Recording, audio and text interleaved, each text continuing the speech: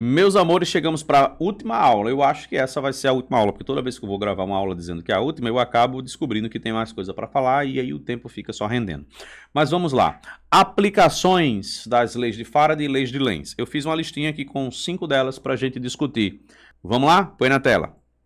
Aqui nós temos geradores eletromecânicos. Então, vamos comentar um pouquinho sobre os geradores eletromecânicos. Veja bem, eu não preparei um material com imagens, com ilustrações. É um bate-papo direto ao ponto. Então, veja bem, os geradores eletromecânicos, eles precisam de movimento, porque eles têm um eixo. Imagina aqui, ó, imagina aqui o eixo, certo? E aí que nesse eixo eu tenho um ímã aqui grudado nesse eixo. E que próximo desse ímã eu tenho aqui algumas bobinas. Então, à medida que a gente vai girando essa coisa aqui, vai variando o fluxo magnético e vai produzindo uma corrente elétrica induzida dentro das bobinas. Então, a variação do fluxo magnético, como eu já venho mencionando desde antes, é quem produz isso aí. Mas isso leva um bom tempo se a gente quiser discutir mais a fundo, porque a gente tem que conhecer as formas de produção de energia elétrica. E eu vou deixar esse aprofundamento para um outro momento, tá bom? Vamos então ganhar tempo e vamos direto para os pontos mais relevantes desta aula. O item B, as etiquetas inteligentes. O que é uma etiqueta inteligente? Essa etiqueta, se não me falha a memória, a sigla dela é RFID, essas etiquetas inteligentes. Elas são utilizadas em algumas situações. Vamos começar com a primeira delas. O portão de alguns condomínios. Você está chegando com o seu carro lá num condomínio e aí o portão abre sozinho. Você não apertou nenhum botão, você não usou o controle remoto e talvez nem tenha porteiro nesse condomínio e ainda assim o portão se abre só. Ele reconhece os carros dos moradores, porque a empresa que gerencia a portaria forneceu um pequeno adesivo, que é uma etiqueta inteligente, é colocada no para-brisas desse carro, e aí quando ele chega, alguma coisa lá vai descobrir que aquele carro pertence ao morador. Como é que isso funciona?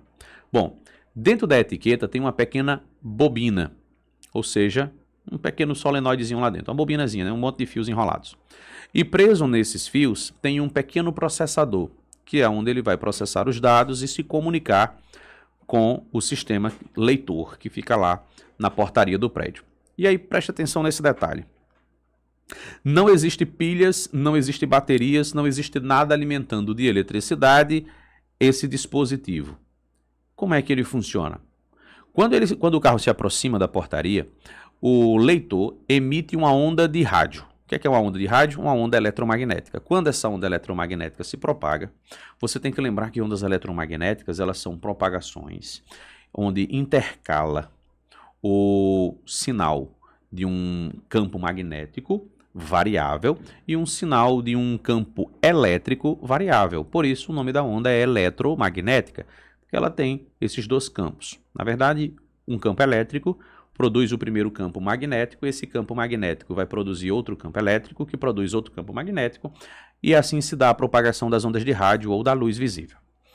Bom, voltemos. E aí, o que acontece é que essa onda, com esses campos variáveis, chegam até a bobina. Como os campos são variáveis, ele vai induzir um fluxo elétrico, um fluxo magnético variável nas bobinas da etiqueta. E aí vai surgir uma corrente alternada nessas bobinas, e essa corrente vai servir para alimentar de energia elétrica o processador, que vai responder mandando novamente um outro sinal, que vai ser captado lá pelo receptor, né, pelo leitor que está na portaria.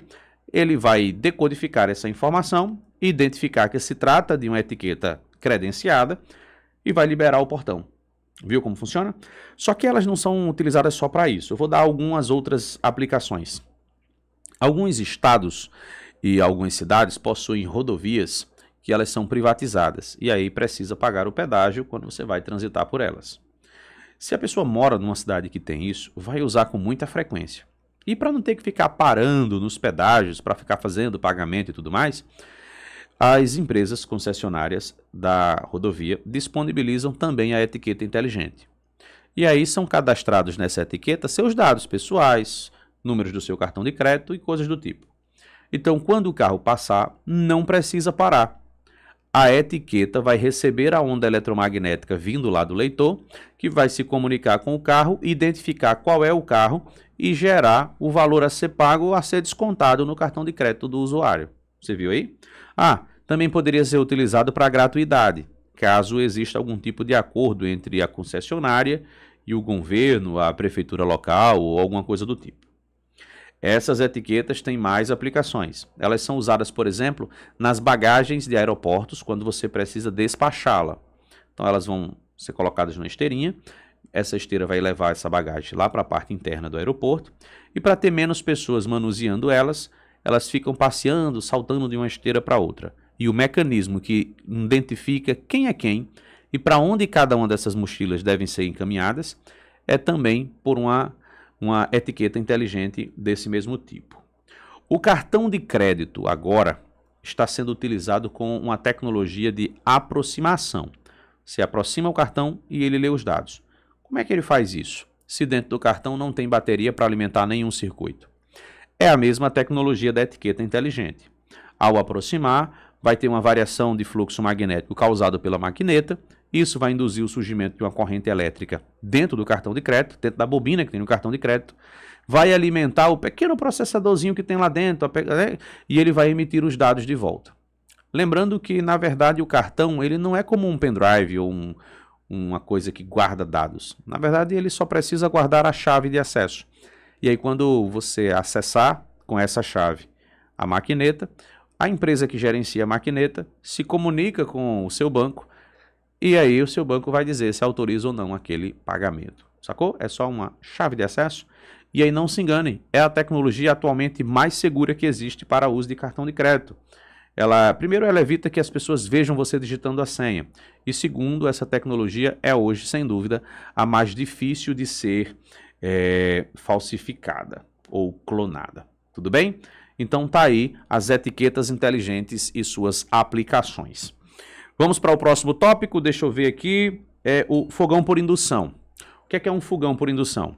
É aquele fogão que ele é de vidro, ele não tem chama, e se você inclusive colocar só a sua mão assim em cima, ele não esquenta a sua mão, né? Então esse é o cooktop por indução. É chique, é legal, é bonito, é elegante, não é assim? Mas vamos a algumas informações sobre ele. Ele não funciona com qualquer panela, então se você tiver uma frigideira antiga que você já tinha e você colocar nesse fogão por indução, ele não vai aquecer o seu alimento. E aí eu vou pegar esse copo aqui para servir de exemplo, tá bom? Então imagine que na parte de baixo desse copo eu tivesse um fundo falso e que nesse fundo falso eu tivesse uma bobina aqui embaixo e que essa bobina também se comportasse como um resistor, sacou? Tá fazendo sentido já, né? No fogão por indução tem uma bobina debaixo ali do vidro. Ela está gerando um campo magnético alternado. A corrente que passa por lá é alternada, o campo vai ser consequentemente alternado. Isso vai gerar uma variação de fluxo magnético nessa outra bobina que está lá próxima do fogão. Então a variação do fluxo magnético causado pela bobina do fogão vai induzir uma corrente elétrica na bobina que está na panela. E aí essa corrente elétrica passando pela bobina, que também se comporta como resistor, vai gerar o efeito Joule. E aí esse efeito Joule vai aquecer o fundo da panela, aquecendo o alimento. Por isso que não pode ser com qualquer panela. Fez sentido isso aí para você? Então vamos mais adiante para mais um exemplo. O carregador por indução. Bom, atualmente a gente tem alguns celulares que estão entrando no mercado, que eles possuem uma tecnologia que carrega sem precisar plugar um cabo ou um fio. O carregador fica plugado na tomada, ou de repente, se você tiver, pode ser também um power bank ou aqueles carregadores portáteis, mas a energia já está nele. E aí o que é que ele tem? Uma bobina. Essa bobinazinha fica numa parte onde o celular, quando chegar, vai escorar lá em cima, mas o celular também precisa ter a mesma bobina. Não dá para baixar um aplicativo. O meu celular não tem carregamento por indução. Posso baixar um aplicativo? Não, não é aplicativo. Tem que ter fisicamente dentro dele essas bobinas e os demais componentes. É claro, não é só bobina, mas a bobina é o principal deles. E aí a bobina que está lá no carregador gera um campo magnético variável. né? Corrente alternada, campo magnético variável. E aí, isso vai fazer com que na bobina que está no celular surja também uma variação de fluxo magnético que induz o surgimento de uma corrente elétrica. E essa corrente elétrica que está dentro do celular é quem é utilizada para recarregar a própria bateria do celular. Por isso que o carregamento é sem fio. Fez sentido isso para você? Então, simbora para o próximo tópico. O próximo tópico são os transformadores de tensão. Mas aí eu até coloquei um asterisco, porque ele merece a atenção própria. E aí eu desenhei aqui um gerador, ou desculpe, um transformador de tensão. O que é que o transformador vai fazer? E eu acabei de perceber que eu esbarrei aqui apagando um pedacinho da letra A que eu mesmo havia desenhado. Pronto. O que é que acontece? Aqui nessa figura nós temos uma coisinha quadrada que parece uma espécie de moldura. Na verdade isso é ferro. É uma barra de ferro ou de algum material ferromagnético. Ele vai funcionar como o núcleo dos nossos solenoides ou das nossas bobinas. Em vermelho, nós temos um fio enrolado aí em torno desse núcleo ferromagnético. Esse fio vermelho, assim como o fio azul, eles são isolados. Eles são revestidos com alguma camada de proteção para que não haja contato nem entre uma espira e outra, nem entre a espira e o ferro desse núcleo. E aí ele pode ser de borracha, bem visível, mas pode ser que ele seja um esmalte bem transparentezinho, que às vezes a gente olha para o fio e acha que ele nem é encapado, mas ele tem uma pequena capazinha ali, tá bom? Então o que acontece? Quando de um desses lados é ligado uma DDP e ela seja alternada, ela vai criar uma corrente que vai alternando dentro de cada uma dessas espiras. E aí você vai tendo uma corrente alternada passando por ali. Imagine que eu vou trazer a voltagem pelo lado da esquerda, de A para B. Então eu diria que o lado A é o primeiro lado, ou o primário, o enrolamento primário. E aí, quando a corrente alternada começar a passar por dentro desse solenoide, ou dessas bobinas, vai criar uma corrente alternada.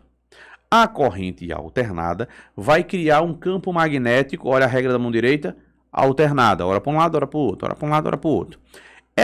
Esse campo magnético alternado vai fazer com que haja uma variação de fluxo magnético no secundário, que é nesse lado que eu desenhei de azul. Afinal, o campo magnético variado aqui vai se propagar por isso aqui e vai fazer uma variação de fluxo magnético também no secundário. E aí esse segundo fio, mesmo sem ter contato com o primeiro, mesmo devidamente isolado, ele também vai ser percorrido por uma corrente elétrica induzida, porque a variação do fluxo magnético criado pelo primário induz uma DDP que induz o surgimento de uma corrente lá no secundário. Se o circuito estiver fechado, se o circuito estiver aberto, vai induzir apenas o surgimento de uma DDP, uma voltagem ou uma força eletromotriz induzida, tá bom? Só que aí vem um detalhe. Percebeu que na minha figura eu destaquei o fato de termos números diferentes de espiras. Do lado vermelho tem várias voltas e do lado azul tem menos voltas. Isso é importante por quê? Porque o campo magnético depende do número de espiras. Você viu, por exemplo, em aulas anteriores, quando medimos o campo magnético produzido por uma espira ou por uma bobina, entra uma letra N, que é o número de espiras. Então, a variação do fluxo magnético que é produzido desse lado aqui, essa variação do fluxo magnético, ela é proporcional ao número de espiras. Por quê? Porque o próprio campo magnético tem um N, é como se fosse delta, Φ é delta, aí abre parêntese e a gente vai ter o B, o A, o cosseno. E dentro do B, que é o campo magnético, tem um N, por isso que eu coloquei é proporcional. Então, se eu dividir isso aqui pelo tempo, eu vou estar justamente na lei de Faraday, dizendo que isso aqui é uma voltagem. Posso chamar de E1, de força eletromotriz, ou simplesmente de V, de voltagem. Então, a voltagem no primário, ela vai ser proporcional ao número de espiras que tenha no primário. Agora, se a gente for lá para o secundário, essa variação do fluxo magnético, ela também vai ser proporcional ao número de espiras que tem aqui, ó. E se a gente fizer a divisão pelo tempo, a gente também vai ter a voltagem aqui no secundário. Como eu tenho duas equações com informações em comum, porque o tempo é o mesmo, os fenômenos acontecerão simultaneamente, e o ΔΦ é o mesmo, porque eu estou considerando que esse ΔΦ é a variação do fluxo magnético em cada uma das espiras. O número de espiras eu já coloquei de ladinho aqui, ó. Então, o que eu vou fazer agora? Eu vou comparar essas duas equações. Professor, como que faz comparação? Não lembro mais. É só você dividir uma equação pela outra. Então, você vai ter V1 dividido por V2. Então, vai ficar assim, ó. V1 dividido por V2. Esse V é de volts, tá bom? De voltagem, DDP, força eletromotriz, etc. Do outro lado, a gente vai ter essa fração dividida por essa outra fração. E aí vem um lembrete. Fração se divide multiplicando a primeira, que é o N1, vezes ΔΦ sobre ΔT, pelo inverso da segunda, N2, ΔΦ, ΔT. E assim a gente pode fazer uns cortes, como tirar esse ΔΦ aqui, ó, com esse, e esse ΔT com esse. Conclusão a que chegamos é a seguinte: a voltagem de um dos lados do transformador sobre a voltagem do outro lado é igual à divisão entre N1 e N2. Se você quiser redesenhar essa mesma equação, colocando tudo que é 1 de um lado, tudo que é 2 do outro, esse N1 viria aqui para baixo. Então, você teria V1 sobre N1 é igual a V2 sobre N2. O que é que eu quero que você perceba com essa equação?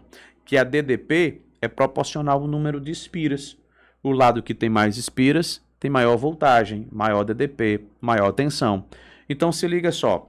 Imagine que desse lado, o número de espiras, do lado 2 aqui, ó, ou do lado B, fosse de 100 espiras.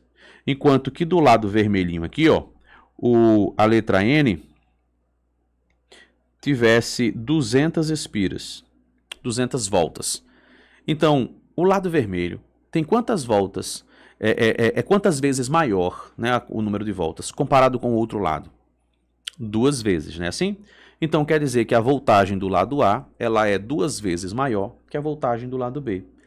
A aplicação disso: você comprou pela internet um aparelho elétrico, uma chapinha para cabelo, um secador, alguma coisa para pôr na tomada. Mas você esqueceu de informar para o vendedor, na hora de clicar para fazer a compra, que é para 220 volts. E aí chegou um aparelho de 110 volts. Você não quer perder o aparelho, você vai ali na lojinha e compra um transformador. Um lado do transformador vai ter menos espira, então ele vai ter menos voltagem. Então vamos supor que você ligue o seu aparelho que foi feito para 110 volts, você ligue no lado de menor voltagem, o lado azul, certo? Então aqui nós estaríamos com 110 volts. O outro lado você ligaria na tomada dos 220 volts da sua casa. Então, a sua casa estaria conectada aos 220, fornecendo para cá, só que como o número de espiras aqui vai ser menor, você está transformando em uma voltagem menor. Resolvido o seu problema. Inclusive, você pode usar esse transformador nesse sentido, que foi o que a gente acabou de mencionar, ou no sentido contrário, no sentido oposto. Deixa eu apagar isso aqui, ó. Cadê? Apagou, pronto. E botar para o sentido oposto. Você pode transformar 110 volts em 220 volts, desde que um lado tenha o dobro da quantidade de espiras do outro.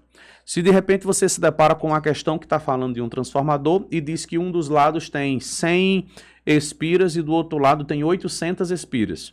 Então você já percebeu que esse transformador transforma de 1 para 8. É 8 vezes mais. Então, se de um lado tem 100 volts, do outro lado vai ter 800 volts. E assim sucessivamente. Então, o transformador tem esse papel muito importante. No entanto, porém, todavia, é importantíssimo que você perceba que esses transformadores eles só funcionam se a corrente for alternada. Porque se a corrente for contínua, você não vai gerar uma variação de fluxo magnético, ele vai ficar um fluxo constante. E quem produz a voltagem não é o fluxo, é a variação do fluxo magnético. Recaímos novamente na lei de Faraday. Essas foram as aplicações das leis de Faraday e das leis de Lenz em algumas situações. Se você não assistiu nenhuma das aulas anteriores ou esqueceu de alguma das aulas anteriores, não esqueça de voltar. E aproveitando, eu citei aqui agora o 110 e o 220, mas você sabia que não tem 110 hoje no Brasil? É 127 volts. Mas se você quiser saber por que desse 110, por que do 220 e por que do 127, tem um vídeo nessa mesma playlist só explicando isso aí para você, tá bom? Agora, bons estudos, um forte abraço e até o nosso próximo encontro. Tchau!